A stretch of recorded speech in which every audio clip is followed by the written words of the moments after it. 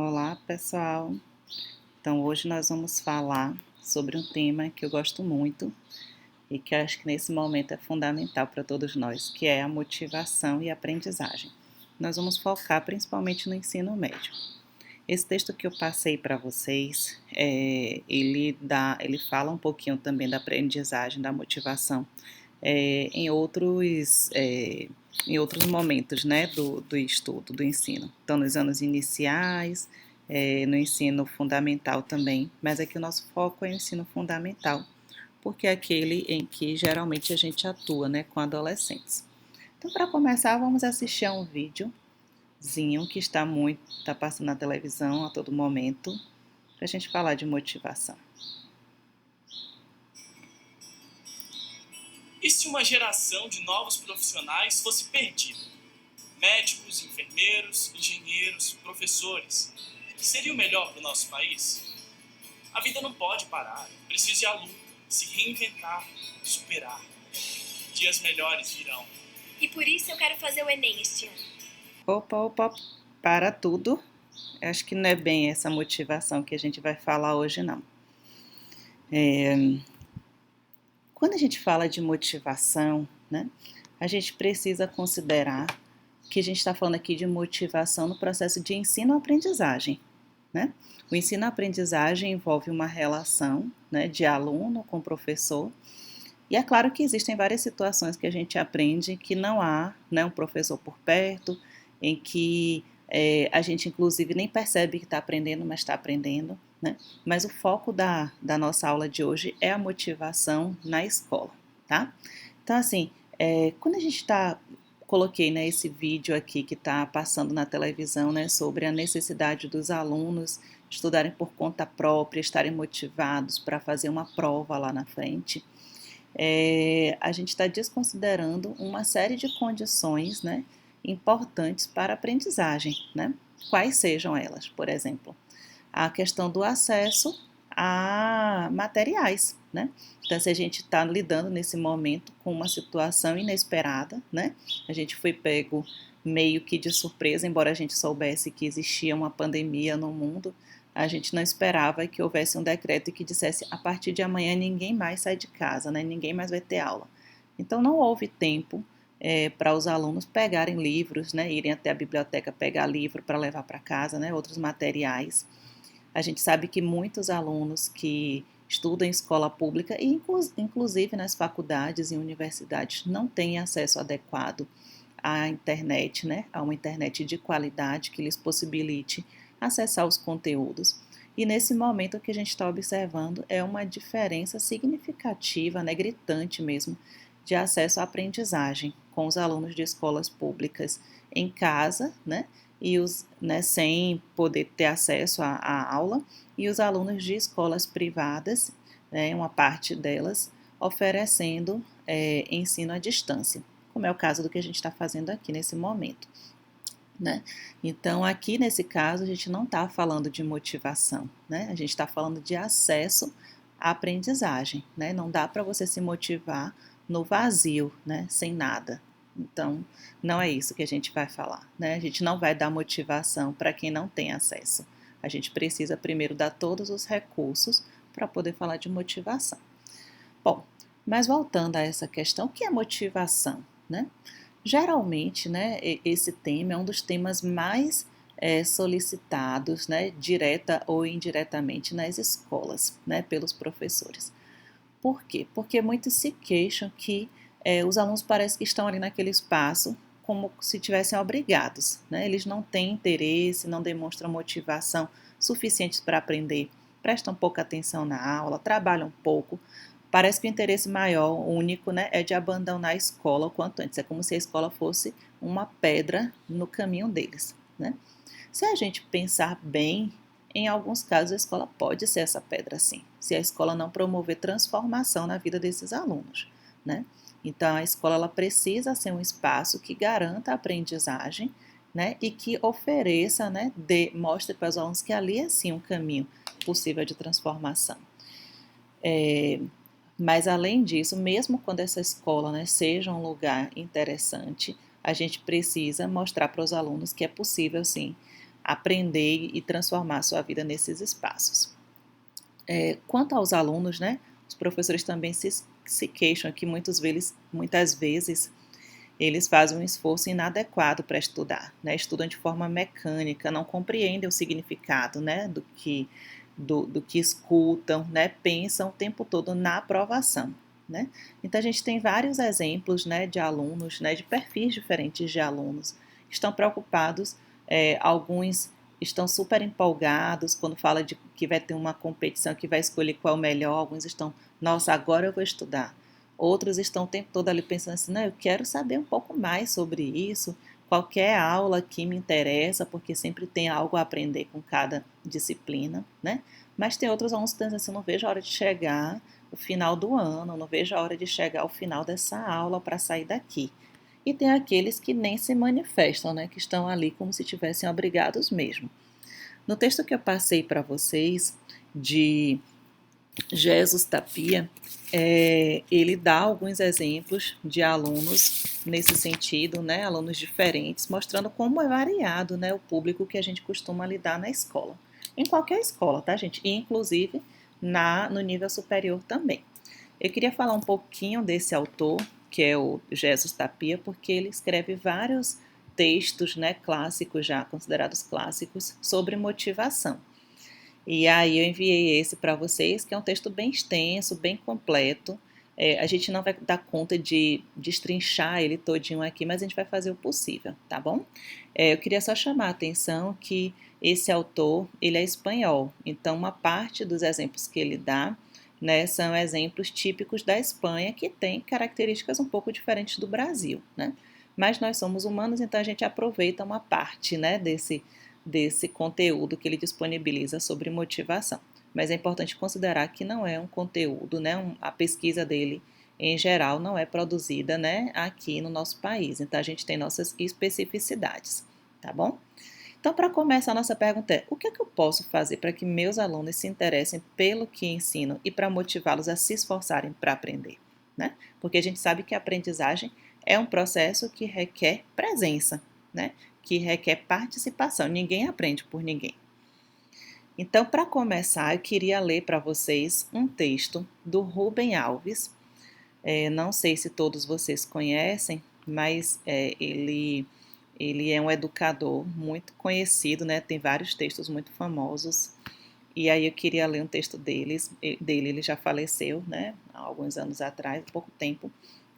Mas ele deixou materiais belíssimos, alguns livros. E o texto de hoje é A Arte de Produzir Fome. Ele começa dizendo assim: Adélia Prado me ensina pedagogia. Diz ela, não quero faca nem queijo, quero é fome. O comer não começa com queijo, comer começa na fome de comer queijo. Se não tenho fome, é inútil ter queijo. Mas se tenho fome de queijo e não tenho queijo, eu dou um jeito de arranjar um queijo. Sugeri faz muitos anos que para se entrar numa escola, alunos e professores deveriam passar por uma cozinha. Os cozinheiros bem que podem dar lições aos professores. Foi na cozinha que a Babette e a Tita realizaram suas feitiçarias. Se vocês por acaso ainda não as conhecem, tratem de conhecê-las. A Babette no filme A Festa de Babette e a Tita em Como Água para Chocolate. Babette e Tita, feiticeiras, sabiam que os banquetes não começam com a comida que se serve. Eles se iniciam com a fome. A verdadeira cozinheira é aquela que sabe a arte de produzir fome. Quando vivi nos Estados Unidos, minha família e eu visitávamos vez por outra uma parenta distante nascida na Alemanha. Seus hábitos germânicos eram rígidos e implacáveis. Não admitia que uma criança se recusasse a comer a comida que era servida. Meus 2 filhos, meninos, movidos pelo medo, comiam em silêncio. Mas eu lembro de uma vez em que, voltando para casa, foi preciso parar o carro para que vomitassem. E sem fome, o corpo se recusa a comer. Forçado, ele vomita. Toda experiência de aprendizagem se inicia com uma experiência afetiva. É a fome que põe em funcionamento o aparelho pensador. Fome é afeto. O pensamento nasce do afeto, nasce da fome. Não confundir afeto com beijinhos e carinhos. Afeto, do latim affetare, quer dizer ir atrás. É o movimento da alma na busca do objeto de sua fome. É o eros platônico, a fome que faz a alma voar em busca do fruto sonhado. Eu era menino, ao lado da pequena casa onde morava. Havia uma casa com um pomar enorme que eu devorava com os olhos, olhando sobre o muro. Pois aconteceu que uma árvore cujos galhos chegavam a 2 metros do muro se cobriu de frutinhas que eu não conhecia. Eram pequenas, redondas, vermelhas, brilhantes. A simples visão daquelas frutinhas vermelhas provocou o meu desejo. Eu queria comê-las. E foi então que, provocada pelo meu desejo, minha máquina de pensar se pôs a funcionar. Anote isso. O pensamento é a ponte que o corpo constrói a fim de chegar ao objeto do seu desejo. Se eu não tivesse visto e desejado as ditas frutinhas, minha máquina de pensar teria permanecido parada. Imagine se a vizinha, ao ver meus olhos desejantes sobre o muro, com dó de mim, tivesse me dado um punhado das ditas frutinhas, as pitangas. Nesse caso também minha máquina de pensar não teria funcionado. Meu desejo teria se realizado por meio de um atalho, sem que eu tivesse tido necessidade de pensar. Anote isso também. Se o desejo for satisfeito, a máquina de pensar não pensa. Assim, realizando-se o desejo, o pensamento não acontece. A maneira mais fácil de abortar o pensamento é realizando o desejo. Esse é o pecado de muitos pais e professores que ensinam as respostas antes que tivesse havido perguntas. Provocada pelo meu desejo, minha máquina de pensar me fez uma primeira sugestão criminosa. Pule o muro à noite e roube as pitangas. Furto, fruto, tão próximos. Sim, de fato era uma solução racional. O furto me levaria ao fruto desejado. Mas havia um senão, o medo. E se eu fosse pilhado no momento do meu furto? Assim rejeitei o pensamento criminoso pelo seu perigo. Mas o desejo continuou e minha máquina de pensar tratou de encontrar uma solução. Construa uma maquineta de roubar pitangas. McLuhan nos ensinou que todos os meios técnicos são extensões do corpo. Bicicletas são extensões das pernas, óculos são extensões dos olhos, facas são extensões das unhas. Uma maquineta de roubar pitangas teria de ser uma extensão do braço. Um braço comprido, com cerca de 2 metros. Peguei um pedaço de bambu, mas um braço comprido de bambu sem uma mão seria inútil. As pitangas cairiam. Achei uma lata de massa de tomates vazia. Amarrei-a com um arame na ponta do bambu e lhe fiz um dente, que funcionasse como um dedo que segura a fruta. Feita a minha máquina, apanhei todas as pitangas que quis e satisfiz meu desejo. Anote isso também. Conhecimentos são extensões do corpo para a realização do desejo. Imagine agora se eu, mudando-me para um apartamento no Rio de Janeiro, tivesse a ideia de ensinar ao menino meu vizinho a arte de fabricar maquinetas de roubar pitangas. Ele me olharia com desinteresse e pensaria que eu estava louco. No prédio não havia pitangas para serem roubadas. A cabeça não pensa aquilo que o coração não pede. E anote isso também. Conhecimentos que não são nascidos do desejo são como uma maravilhosa cozinha na casa de um homem que sofre de anorexia. Homem sem fome, o fogão nunca será aceso. O banquete nunca será servido. Dizia Miguel de Unamuno. Saber por saber, isso é inumano. A tarefa do professor é a mesma da cozinheira. Antes de dar faca e queijo ao aluno, provocar fome. Se ele tiver fome, mesmo que não haja queijo, ele acabará por fazer uma maquineta de roubá-los. Toda tese acadêmica deveria ser isso, uma maquineta de roubar o objeto que se deseja. Né? Então, aqui a gente está falando de tese acadêmica, a gente pode falar de TCC acadêmico, né? Então, que seu TCC seja, né, um objeto, né, que você consiga roubar o objeto, né? Construa uma máquina para isso. Que você faça o que você deseja. Eu acho que se a gente pegasse esse trechinho, esse textinho todo, né? A gente tem muitas lições aqui nele sobre motivação, né? Assim, não adianta a gente ensinar a uma pessoa de forma obrigada, né? Porque senão essa pessoa vai vomitar, ela não vai ter prazer, né? A gente deve, antes de dar respostas, a gente tem que esperar as perguntas, ou a gente tem que incentivar essas perguntas, né? Também não adianta ensinar ao aluno algo que não tenha uma utilidade, que ele não veja a utilidade, que não sirva para ele.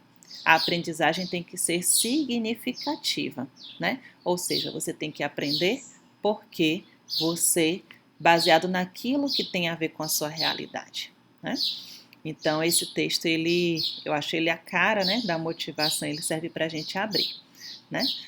Então, como motivar os alunos, né, a se esforçarem para aprender, implica em saber como criar contextos de aprendizagem, né? Então, como é que a gente vai promover a fome de saber nesse aluno, né? Então, a gente precisa saber o que é que afeta o interesse dele e a motivação deles para aprender.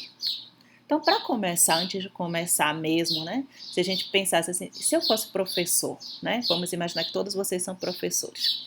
É sempre importante a gente fazer uma série de perguntas que vão ter um impacto na motivação dos alunos, né? Então, por exemplo, quando a gente começa uma aula, a gente propõe problemas no início, né? A gente faz interrogações, ou a gente já começa direto para a explicação, né? A gente apresenta situações que chamam a atenção do aluno ou não, né? A gente destaca qual é o objetivo daquela aula ou da atividade que vai ser realizada, né? A gente explica para que é que vai ser útil aprender aquilo de forma concreta, né? Aquilo que a gente pretende ensinar, né? A gente às vezes ouve muitas vezes os alunos se queixando assim: para que eu tenho que aprender isso aqui? Para que serve a equação de segundo grau? Quando é que eu vou utilizar isso na minha vida, né? Para que serve função, né? E tantas outras questões, principalmente em matemática, mas em várias outras disciplinas. Para que eu quero saber da descoberta do Brasil, né? Qual a utilidade de entender a Segunda Guerra Mundial? Já passou, né? Então, a gente precisa mostrar claramente a utilidade para o aluno daquilo ali, né? Senão, ele às vezes não consegue por conta própria descobrir, né? Ajudamos a evocar conhecimentos prévios dos alunos sobre o tema, né? O que ele já sabe, né? Que vai ser importante para essa aula, né? Sejam esses conhecimentos corretos ou incorretos, né? E durante a explicação, né? A gente expõe o que sabe ou ajuda o aluno para que ele possa ir assimilando gradualmente os conhecimentos, né, novos, né? Usamos ilustrações e exemplos, permitimos que os alunos participem, perguntem, né, espontaneamente. E quando essas perguntas, né, ou essas intervenções refletem desconhecimento, falam uma coisa que não tem nada a ver, né, que não faz sentido, né, como é que a gente reage? E diante das atividades, né, dos exercícios, dos trabalhos, a gente permite, né, que os alunos optem por tarefas de níveis distintos de dificuldade ou não, é todo mundo igual, né? A gente orienta a atenção dele em direção ao processo a seguir, como superar as dificuldades, qual o resultado que tem que ser alcançado, né? A gente proporciona roteiros, né, que facilitem a percepção dos objetivos e o planejamento e organização da atividade, né? Só para vocês terem um exemplo, né?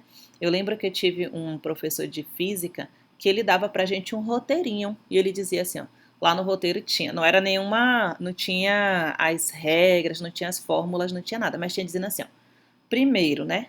Quando você, depois de ler a pergunta, qual é a questão? O que é que a pergunta quer saber? Então, ajudava a gente a interpretar.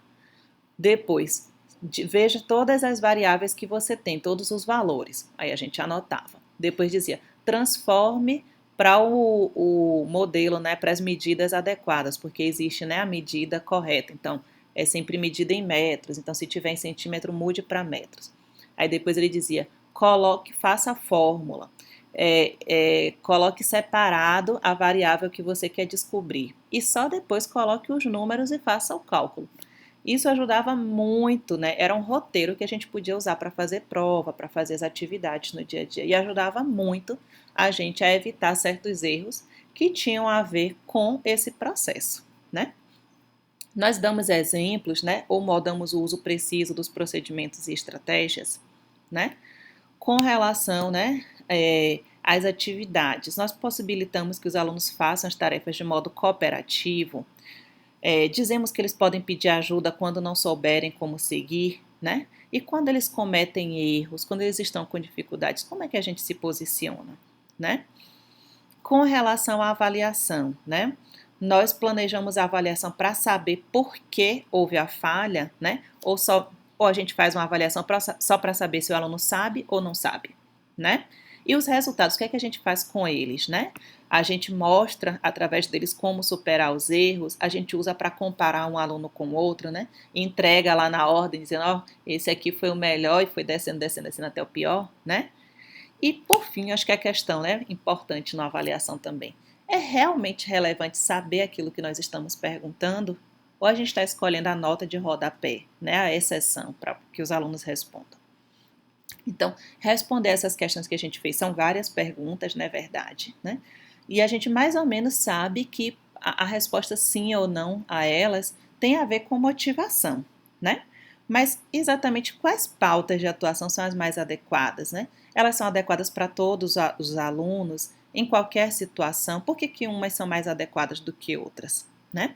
Então, assim, para começar a entender um pouquinho de motivação, a gente precisa conhecer as características pessoais dos alunos que a gente tem, para saber quais delas, né, quais são as características que vão contribuir para o esforço e o interesse deles, né, de modo a aprendizagem ser mais adequada. Então, para começar, eu vou citar alguns exemplos aqui e a gente vai discutindo, tá bom? Então, quando você pergunta, né, por que vocês estudam, a gente vai ouvir várias respostas, né? Então, aqui tem uma pergunta, né, que fala assim, você gosta de estudar? E aí a aluna fala assim, é verdade, na verdade é que sim. Se pensarmos um pouco, a maioria das disciplinas tem o seu valor. E se você parar de ter obsessão pela nota ou pelo professor, até poderá gostar do estudo, embora às vezes fique cansado como todo mundo. Então, esse exemplo aqui, né, é a fala, né, de uma aluna que existe, né, existe em toda a sala, sempre tem alguns alunos que estão motivados a despeito da disciplina, a despeito do professor, né. Esse é o aluno ideal, né, que independente da condição da situação, ele está querendo estudar e ele está conseguindo aproveitar ao máximo a situação, né. Mas assim, a gente precisa entender que nem todos os alunos são assim, né. Alguns deles, né, estão estudando porque tem alguma meta.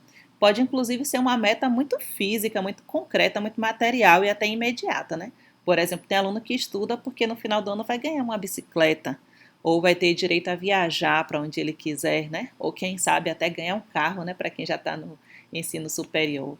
Então, assim, tem aluno que estuda com uma motivação muito direta, né? Mas não é possível, né, a gente considerar assim que existe, né, mas não seria o ideal, né? Então, existem algumas metas que os alunos perseguem. A gente aqui listou 6 e vamos estudar cada uma delas. A primeira a gente pode considerar que é a meta aprender, sentir-se competente e desfrutar disso, né? Então, aqui tem uma fala de um aluno que diz assim, eu gosto da professora, ela é exigente, porém explica sempre que é necessário e consegue fazer com que você se interesse. Há poucos professores assim. Então, a aluna que está motivada, né, que reconhece o papel do professor, da professora, e outro que fala assim, o que você acha da escola? Ruim, não me encontro, não aprendo nada. É uma perda de tempo, estou esperando ter mais idade para encontrar trabalho, né? Então, assim, esse aqui, ele tem essa mesma meta, né? Que é aprender, sentir-se competente e desfrutar disso. Por que ele está desmotivado? Porque ele não aprende, né? Ele não aprende nada, né? Ele não desfruta da aprendizagem. Então, ele está desmotivado por isso, né? Então, o interesse do aluno ele tem a ver com esses fatores, né?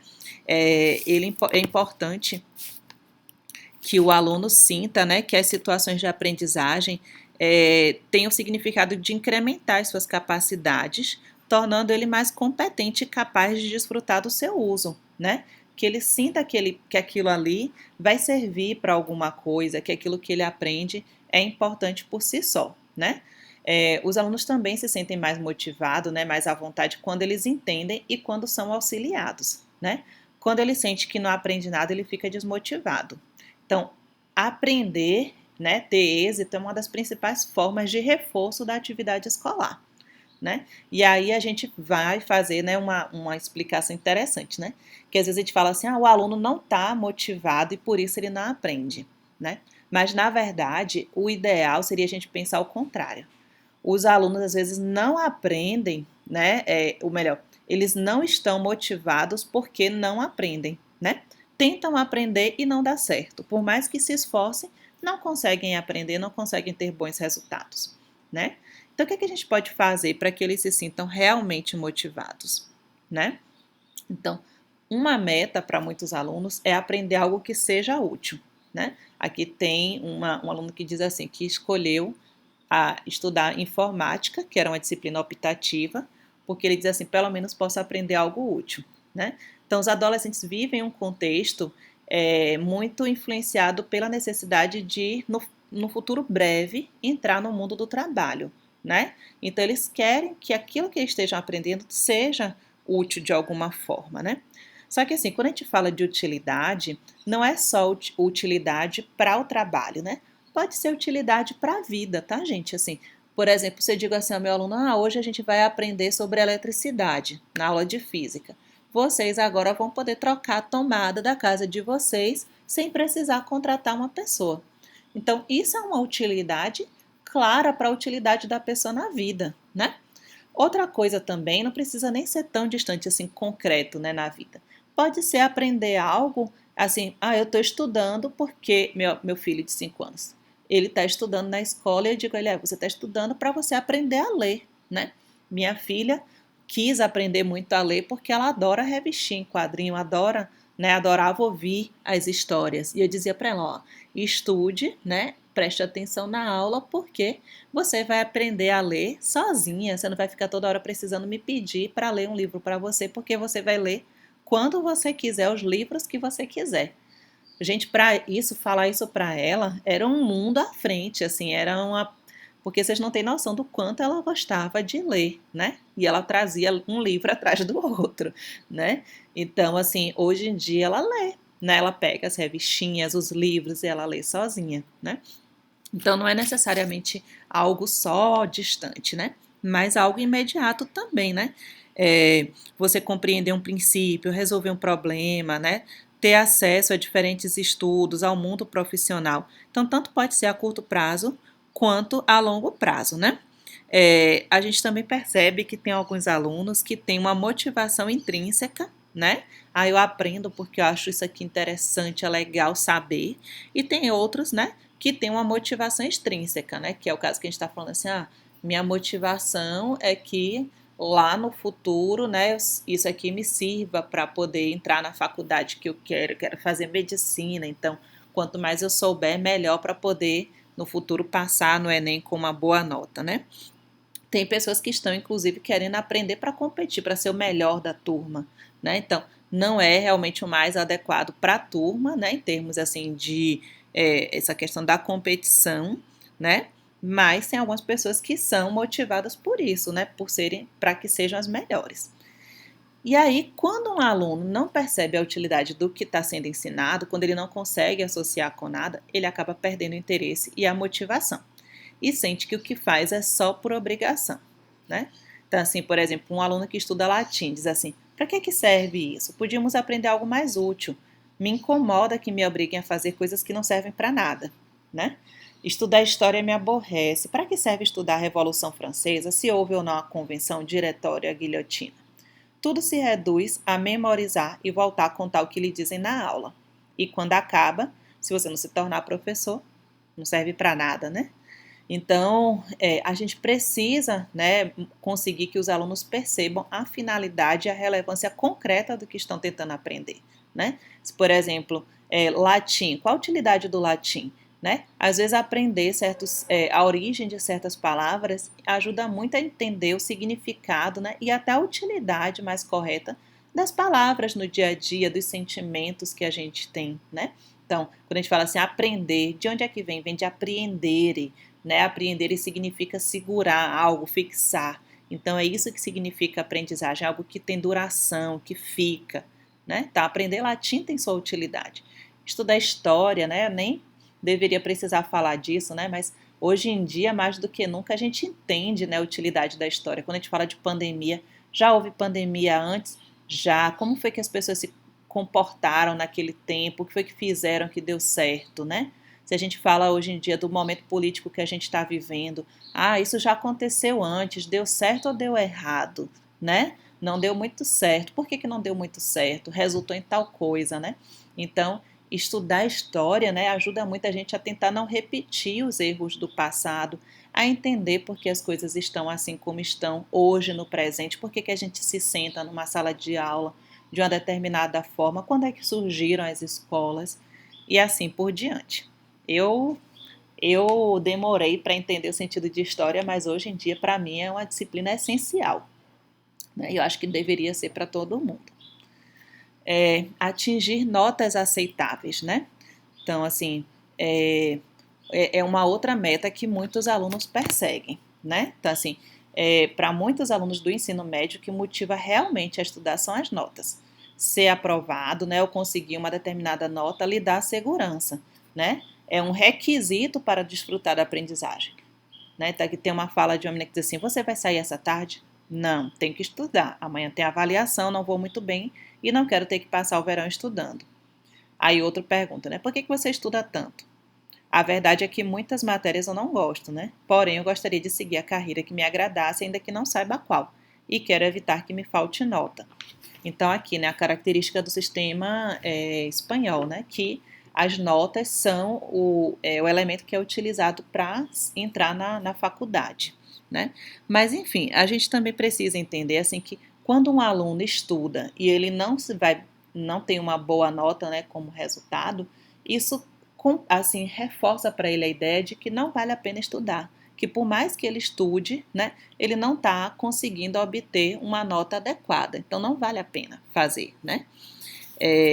Então a gente precisa fazer com que o aluno perceba, né, que a nota, né, ela não é, na verdade, assim, entender que a nota, ela tem a ver com o quanto o aluno estudou. O ideal é que seja proporcional, né?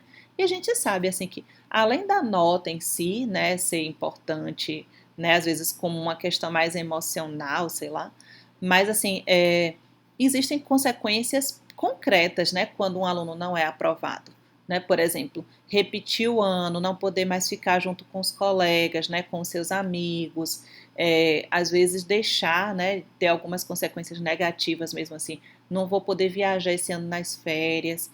Então, são consequências muito concretas, né? Infelizmente, às vezes as avaliações, elas não avaliam, né, o aluno de uma forma muito correta, né? Às vezes não valorizam os aspectos mais importantes e aí o aluno se sente que não valeu a pena estudar, né? Então, o que fazer para conseguir que a preocupação com a nota não impeça que os alunos estudem interessados em compreender, né? Que os alunos estudem, né? E que eles se interessem em compreender e desenvolver competências. Então, manter e incrementar a autoestima, né? A autoestima é um aspecto muito importante da aprendizagem. Então, tem uma fala aqui que diz assim, quando lhe fazem perguntas, você passa mal. E aí a resposta é, ninguém gosta de passar por ridículo. E esse professor é especialista em demonstrar que você não sabe, né? Então, nenhum aluno gosta de sentir que não vale nada, que não é capaz. E também não gosta que sua dificuldade seja exposta diante de seus colegas, né? Então, assim, se a gente tem uma crítica a fazer à turma, né, há vários comportamentos que estão apresentados pela turma, a gente pode fazer em público em geral. Mas se a gente quer fazer uma crítica específica a algum comportamento do aluno, a gente deve fazer essa crítica em particular, né, para que ele não se sinta exposto. Né? Muitas pessoas, muito cedo, na verdade, na escola, deixam, né, de ter coragem de fazer perguntas, porque tem medo das consequências disso, né? Então, eles deixam de fazer uma questão que estejam com dúvida, porque acham que vão ser expostos, que ficam tão nervosos diante dessa possibilidade que não fazem, né? Então, deixam de aprender, ficam com aquela dúvida para si, e isso vai impactar na quantidade de aprendizagem que vão ter, né? Então, estar preocupado com a possibilidade de perder a autoestima diante dos colegas gera comportamentos que prejudicam a aprendizagem, né? Como, por exemplo, estudar de modo a responder o que os professores querem e garantir uma boa nota. ainda que isso implique mais em memorizar do que compreender o assunto estudado, né? Então, estou estudando aqui, mas só para passar logo, né? E responder o que o professor quer, né? O medo de ser ridicularizado em público faz com que se evite participar da aula ou dos grupos de trabalho, e isso implicaria em mais aprendizagem, né? Alguns, né, deixa eu ver aqui, eles têm medo de fracassar mesmo, né, de pôr à prova, né, os seus conhecimentos. Então, como a gente pode conseguir que a preocupação com a autoestima não se constitua em um obstáculo, né, para que os alunos tentem compreender?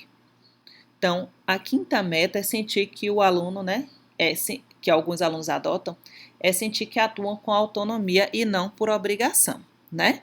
Se a gente pensar bem, quase tudo na escola é colocado de modo imposto, né? Assim, o conteúdo que vai ser ensinado, os colegas que você vai ter, os professores que vão te ensinar, tudo é imposto, né?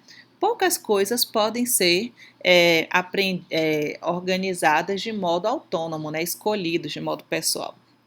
Então, quando o aluno pode perceber, né, que aquela atividade tem um valor pessoal, isso vai ajudar muito a estudar de modo autônomo, né? Mesmo que aquele conteúdo seja obrigatório, mas ainda assim o aluno pode sentir que aquilo que ele está aprendendo, ele pode aprender porque quer, né? E aí muitos adolescentes não veem sentido em a aula quando não se inteiram da matéria ou quando não percebem o valor de aprender o que é explicado, né? Quando se sentem obrigados, eles encaram os assuntos com desinteresse, esforçam-se o menos possível e buscam sair dessa situação de qualquer forma. Já por outro lado, quando eles experimentam que estão progredindo, que vem sentido no que estão aprendendo, assumem a tarefa como algo próprio, né, que lhes enriquece e abre novas possibilidades. Hoje em dia, por exemplo, com acesso à tecnologia, alguns alunos, né, quando percebem um assunto que é do seu interesse, vão pesquisar mais na internet, né, vão se aprofundar, às vezes mais até do que o próprio professor, né? Então isso é prazeroso e é isso que a gente deve tentar, né, incentivar no aluno, né, despertar esse interesse, a curiosidade pelo trabalho a realizar, né? A gente pode incentivar, mostrar a ele que aquilo que eles estão aprendendo vai contribuir para as suas metas pessoais, aquilo que eles querem. Por exemplo, se eu sei que um aluno, esse aluno quer ir fazer faculdade de enfermagem, né, de medicina, então estou dando aula, eu posso dizer, fulano, você que vai lá, né, estudar no futuro tal coisa, olha só como esse assunto aqui é interessante para você, né? E para os outros alunos também, né? A gente sempre tentar fazer essa conexão, né? Também a possibilidade dele perceber que ele pode escolher o grupo com quem ele vai trabalhar. Às vezes falar assim, vocês podem escolher, o assunto é tal, né? Mas vocês podem escolher com um tema específico à vontade, né? Por exemplo, escolha um artigo, né? Dá exemplo da gente, né? Vocês vão escolher um artigo da revista tal, mas escolham o que vocês quiserem, né? Vocês vão... eu lembro de um professor que uma vez de matemática, ele falou assim, eu quero que vocês construam uma maquete com formas geométricas e calculem, né, o volume, a área de tudo. Mas vocês escolhem o que vocês quiserem, o que foi interessante para vocês, né? Então, isso dá uma certa autonomia para o aluno desenvolver e se surpreender, né? Surpreender os outros, né? Tem alguns exemplos interessantes, né? Por exemplo, a questão da Escola da Ponte, que é uma escola em Portugal, em que os alunos são organizados, né? Eles são incentivados a desenvolver projetos. E aí eles escolhem as disciplinas de acordo com o projeto que estão desenvolvendo, né? É uma escola de Portugal e tem algumas escolas aqui no Brasil que seguem uma metodologia parecida, inclusive lá em Brasília. Se vocês quiserem depois dar uma olhadinha, é bem interessante. Tem um documentário que eu até recomendo para vocês assistirem depois, que se chama O que Aprendi com a Desescolarização, que é com a Ana Tomás, e ela vai falando como ela trabalhou com os filhos, né, num regime fora da escola, ela tirou os filhos da escola, e ela trabalha com projetos também. É assim, uma experiência muito interessante, né? A gente que agora alguns pais aí estão em casa assumindo a tarefa de ensinar, né? Para mim é um desafio enorme, Mas, assim, tem algumas pessoas que fazem isso de uma forma magistral, e é um exemplo desse documentário. Então, ao terem claras, né, as metas que percebem, né, os alunos atuam com autonomia e buscam meios de alcançá-las, né? Então, eles vão procurar informações por conta própria, e o ideal é a gente incentivar isso, né? Ao invés de criticar um aluno que está corrigindo, né, o que você falou, ou que está procurando mais informações na internet. Então, como é que a gente como é que a gente faz para diminuir esse sentimento, né, de obrigação? Então, sentir-se aceito de modo incondicional, né? Ou seja, que o aluno perceba que ele é apreciado pelos professores e pelos colegas, né? Quanto mais o aluno se sente que participa, que é bem aceito pelos colegas, ele se filia, né, melhor aos colegas, né? Eles se sentem mais eficientes também para cooperar, né? Mais do que para competir, né? E eles podem trabalhar juntos, né? Então, essa é uma forma, sentir-se de modo aceito, né? De modo incondicional, né? Tanto por professores quanto por colegas. Às vezes, os professores, mesmo sem perceber, não aceitam alguns alunos por diversos motivos, né? Inclusive inconscientes. Aqui é uma fala de uma aluna que diz assim: esta professora me deixa mal, acha que sabe tudo e explica muito mal. Além disso, não se pode lhe dizer nada. Ela é daquelas que lhe rotula e que lhe responsabiliza pelo grupo. Então, é sempre o Joãozinho que está fazendo tudo, os outros não são vistos, né, como responsáveis também pelo que dá errado. Um outro diz assim: porque não aguento esse professor? Acho que ele não gosta de mim, porque parece ficar incomodado quando lhe pergunto algo, né? Então, assim, um aluno que sempre está perguntando é criticado tanto pelos colegas quanto pelo próprio professor, né? Então, os alunos precisam sentir que são aceitos incondicionalmente, né? Para que isso possa influenciar o desenvolvimento. Quando a gente sente que alguém nos rejeita, essa comunicação se rompe, né? Não dá para você aprender com alguém que você não confia. Se você não sente que aquela pessoa lhe valoriza e que você não confia nela, você não ouve o que ela diz, mesmo que você goste daquela disciplina, né? E isso pode impactar, assim, para outros, né, para outros anos futuros. Então, não é só uma questão de aceitação interna. Às vezes o professor diz assim: não, eu gosto desse aluno. Mas isso depende também de certas formas de atuação, né? Que às vezes nem o professor está consciente, mas às vezes os outros alunos percebem que com aquele aluno há uma relação diferente. Então, como é que a gente pode criar, né, esse clima prévio de aceitação pessoal, né? Então, na verdade, a gente percebe que os alunos são diferentes no seu comportamento, né, durante o trabalho escolar, né? O que a gente pode fazer para evitar a perda de motivação e interesse, né? Então, existem alguns fatores, né, que estão presentes ou ausentes e a gente pode impactar nisso. Vamos tentar pensar um pouquinho. Então, assim, quando a gente começa a dar uma aula, né, a gente percebe que alguns alunos, toda aula tem um grau de dificuldade, né?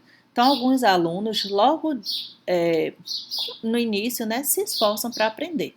Alguns desistem mais rápido e outros mais lentamente. Então, por que alguns alunos demoram mais, persistem mais, né? Por que não abandonam a tarefa automaticamente? Né? Por que são mais insistentes do que outros? Então, o Jesus Tapia vai falar que existem algumas orientações motivacionais básicas, né?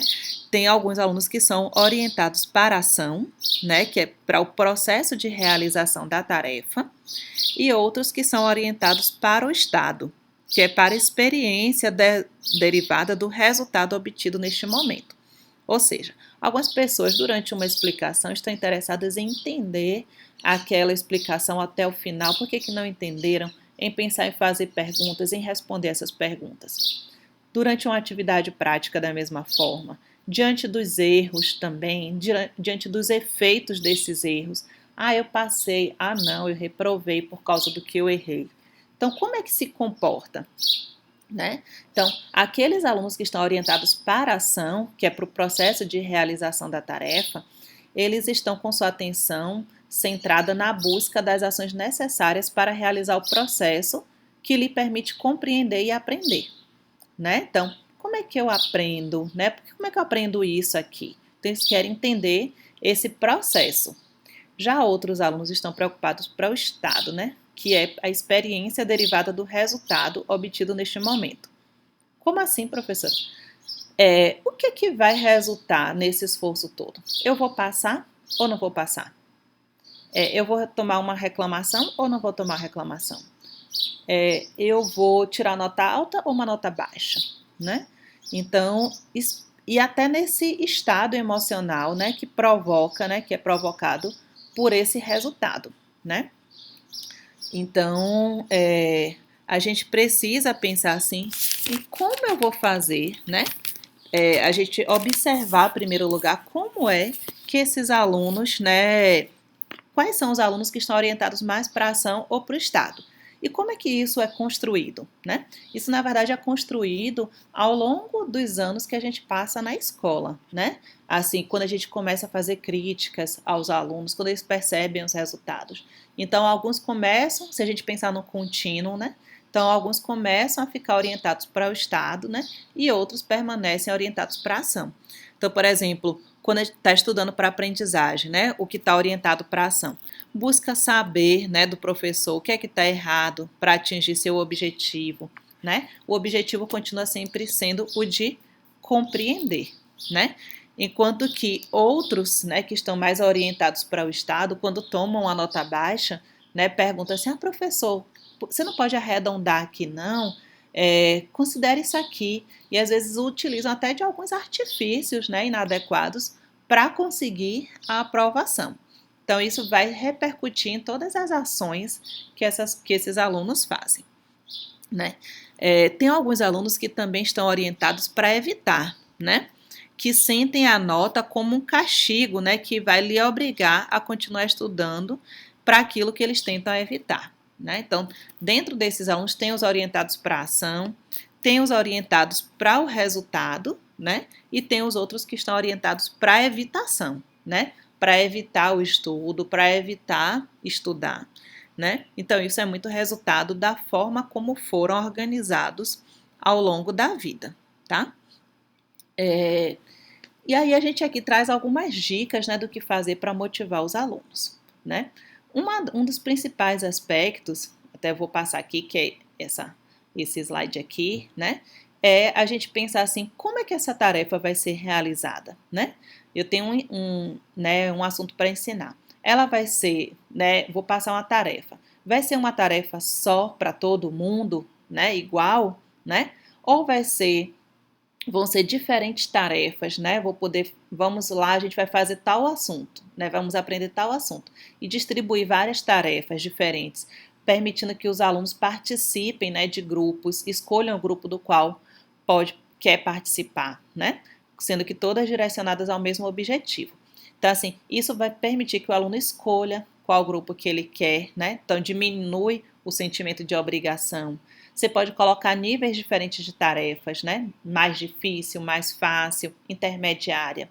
A intermediária é a que mais permite aprendizagem, né? Porque a fácil, no instante, a pessoa aprende, faz, né? E não traz grandes desafios. As muito difíceis, para alguns alunos, fazem com que eles desistam logo, né? Não, isso confirma que eu não sei, né? Eu realmente não sei. Ou a intermediária, que é aquela que está dentro das possibilidades da maior parte dos alunos, né? E também que a gente possibilite, né, nessa tarefa, né, multitarefa, a reflexão sobre o processo, né? Então, que a tarefa seja dividida, né, em várias etapas, né, fragmentada. Voltando cá, né? Outro aspecto que pode ser utilizado para motivar é despertar a curiosidade do aluno, né? Aquilo que eles aprendem deve chamar sua atenção, mover ele a explorar o entorno, né? Escutando, indagando ativamente, né? Então, o que é que chama a atenção das pessoas? A novidade, o complexo, o inesperado, o que varia, o que produz incerteza, né? Quando você produz um problema, uma interrogação, né? Eu lembro muito de uma aula que tive de química, que o professor perguntava assim, deu aula de ácido pra gente, né? Explicou o que era, depois deu aula de bases, E depois ele perguntou assim, e se eu misturar ácido com base, o que é que vai acontecer? Então isso fez, até hoje eu lembro, né? Aí todo mundo falava assim, vai explodir, vai pegar fogo, né? E até hoje eu lembro, né, que a resposta era sal e água, né? Então, por exemplo, você pode produzir sal de cozinha, que é completamente algo que a gente pega com a mão, né, que não faz mal nenhum, né, diretamente, né, sem excesso. E água, né? Então, é surpreendente, né, o resultado. Então, começar com uma pergunta é muito interessante, né? Então, a incerteza de toda pergunta gera necessidade no aluno de responder, que é condição necessária para que o aluno busque compreender, tá? Só um minutinho.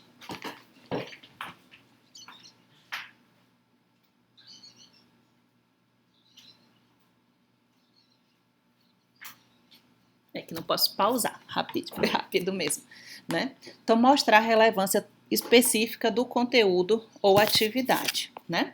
É importante que o aluno perceba que aquilo que ele está aprendendo é útil e às vezes eles não adivinham isso. E a gente precisa, como professor, ajudar ele a perceber a relevância ou funcionalidade explícita da tarefa, né? Então, assim, estudar geografia, para que eu tenho que estudar geografia? Ah, você não quer viajar pelo mundo, né? Como é que você vai saber que o clima daquele lugar é quente, é seco, é úmido, né? É frio, é gelado, né? Tem uma pressão maior no seu ouvido porque é muito por causa da altitude, né? A latitude tem a ver com a temperatura. Então são aspectos, né, típicos, né, da geografia e que são importantes. Todo mundo quer conhecer o mundo, né? Ou a maioria das pessoas. Mas você pode trazer essas questões, né, para fazerem com que o aluno queira aprender de fato, né? Estudar história, né? Estudar aqui o exemplo da eletricidade, né? Então, quando o professor vai preparar uma aula, ele pode se fazer 4 perguntas antes da aula, né? O que é que eu pretendo que meus alunos aprendam? Para que pode ser útil conhecer o que pretende ensinar? Às vezes nem o próprio professor sabe, né? Mas ele pode descobrir, né? Uma pesquisa às vezes rápida na internet vai mostrar para você qual a utilidade daquilo dali e fazer com que o aluno, né, fique mais interessado a partir disso, né? Quais situações ou problemas que interessam a meus alunos têm a ver com o que eu pretendo ensinar, né? Eu lembro muito de uma aula que eu estava dando e um professor de física, né, que era meu aluno, estava participando e ele falou assim, ó, eu dou aula, mas assim, geralmente as meninas não participam muito. E aí um dia eu fui dar aula sobre pressão, eu não lembro exatamente, mas ele falou assim que ele pegou um exemplo daquele filme Crepúsculo, e aí ele pediu para que os alunos calculassem o impacto, né, do personagem ao pular de um monte, né, de um morro que ele pulava dentro de um rio. Qual era o impacto daquilo, né? Então eles tinham que calcular, sabendo a altura, o impacto. E aí ele falou, né, que nunca tinha visto tantas meninas prestarem atenção nessa aula, né, antes, assim. Então, assim, era um filme que era interessante para os alunos, estava no auge, né, e então ele foi lá buscar uma cena, né, que trazia interesse, né, que despertava o interesse dos alunos. Que tarefas podem evidenciar a utilidade de saber o que eu pretendo ensinar nessas situações, né? Então, pensar numa atividade que se aprenda mais fácil, né? Então, matemática tem muito disso, de você fazer várias vezes, né? Resolver vários problemas diferentes. Isso ajuda a aprender, né? E fazer só um problema não te ajuda a aprender. Já história é diferente, né? História cabe mais, às vezes, assistir um filme, né? Um documentário, um jornal, discutir. Então, são tarefas diferentes, a depender do assunto que você está ensinando, né? Facilitar a manutenção do interesse durante a atividade, né? Sim, às vezes a gente consegue regular eles, chamar a atenção deles no início da aula, mas não consegue fazer com que eles permaneçam com a atenção durante toda a aula, né? Então, quando a gente está ensinando, né, uma atividade, é importante que o aluno preste atenção em uma explicação, né? Ele precisa compreender passo a passo o que o professor explica. E isso depende de relacionar os conhecimentos prévios, ou seja, o que é que ele já sabe antes que é útil para essa atividade daqui. O ritmo, né, não pode ser rápido demais, porque precisa de reflexão. Se a gente acompanhar só aqueles alunos que pensam rapidamente, os outros vão ficando para trás, né? E aí a gente não deve utilizar ilustrações só com exemplos muito abstratos, né? A gente deve sempre ilustrar principalmente os conteúdos mais abstratos. A gente às vezes não faz isso, faz aqueles mais simples e não faz dos mais abstratos. Dá respostas que permitam a compreensão do aluno para continuar acompanhando a explicação. Quando ele faz uma pergunta, a gente tem que tentar sanar aquela pergunta, né? Lembrando que existem alunos que estão voltados para o estado e outros para a ação. Alguns alunos nunca fazem pergunta, porque tem medo, né? Outros alunos fazem a pergunta e quando não entendem, desistem logo, né? Outros não, outros dizem assim, não, eu vou perguntar de novo até entender. E alguns, quando ainda assim não conseguem, anotam aquela situação para pesquisar depois, né? Então são relações diferentes, mas o ideal é que a gente abra esse espaço para que eles possam perguntar, né? Quando a tarefa é em casa, né, sozinho, por exemplo, é maior ainda a necessidade da gente orientar adequadamente qual a forma correta de planejar, né, de executar as tarefas, né? Elaborar as tarefas também de modo que permitam ao aluno aprender a pensar, né? É importante que os alunos percebam que quando eles estudam, o resultado do seu esforço é progredir e aprender, né? E existem diferentes modos adequados para resolver os diferentes tipos de problemas que se apresentam em cada matéria, como a gente estava comentando. E aí, por fim, né, gente, assim, é muito importante as mensagens que o professor tem, né, emite ao longo das aulas, né? Por exemplo, assim, durante uma aula, antes da aula, depois de uma tarefa, né? Então, antes da tarefa, é importante orientar a atenção dos estudantes para o processo de solução, mais do que para o resultado, né? Que ele não fique focado, olha, acertei ou errei, né? Mas ao longo do processo ele está aprendendo, ele está entendendo, né? Não importa, o importante é o processo todo para que ele não cometa falhas e possa ter um resultado positivo, né? Mas, assim, o importante é o processo de solução, né? Então, mostrar a relevância intrínseca das aprendizagens, né?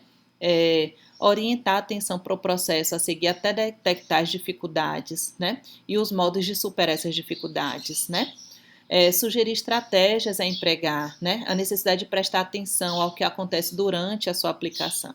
Então, são as atividades, né, as mensagens que a gente deve ter antes da tarefa.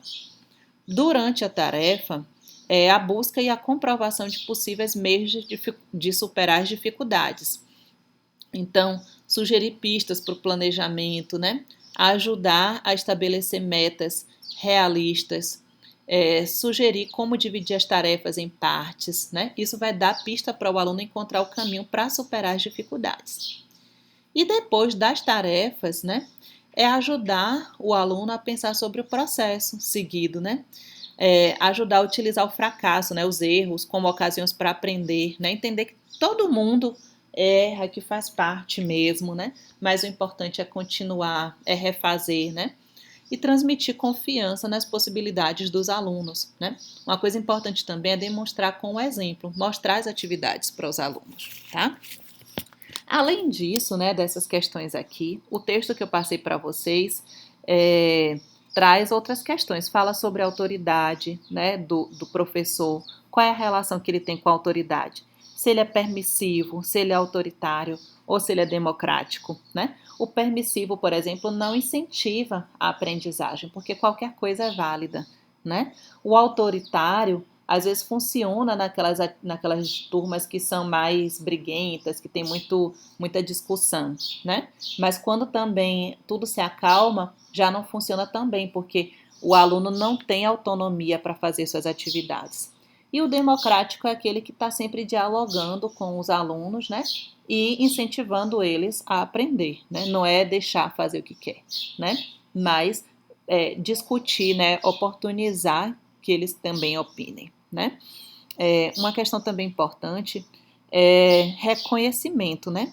Elogiar o esforço, né, dos alunos, o progresso, né, pessoal, né, e mostrar para eles que tudo isso faz parte do processo, né, esses elogios, né, à turma devem ser feitos em público, mas quando é pessoal deve ser feito mais no privado, para que não incentive a competição entre os alunos, né, da mesma forma a questão da repreensão, né, quando tem que repreender um aluno que seja feito mais em particular, né.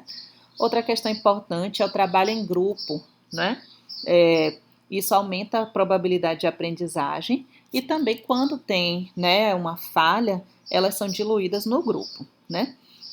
Outra questão que esse texto também traz é sobre a avaliação, como é que ela está sendo feita, sobre o tempo, né, estimado para fazer uma atividade.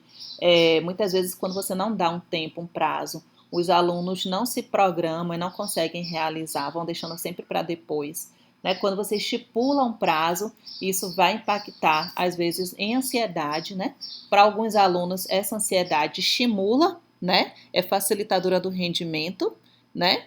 Mas para outros pode ser inibidora, e alguns deixam para cima da hora, né, para fazer e não fazem com qualidade, principalmente aqueles que fogem das avaliações negativas, né?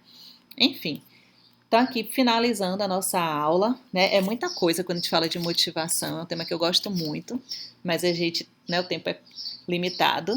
Então eu finalizo aqui dando como sugestão para vocês, né, um documentário que eu acho que tem tudo a ver com esse momento que a gente está vivenciando, que eu já comentei, que é O que Aprendi com a Desescolarização, tá? Tá lá no YouTube, dá para vocês assistirem. Um abraço, gente, saudades e até mais.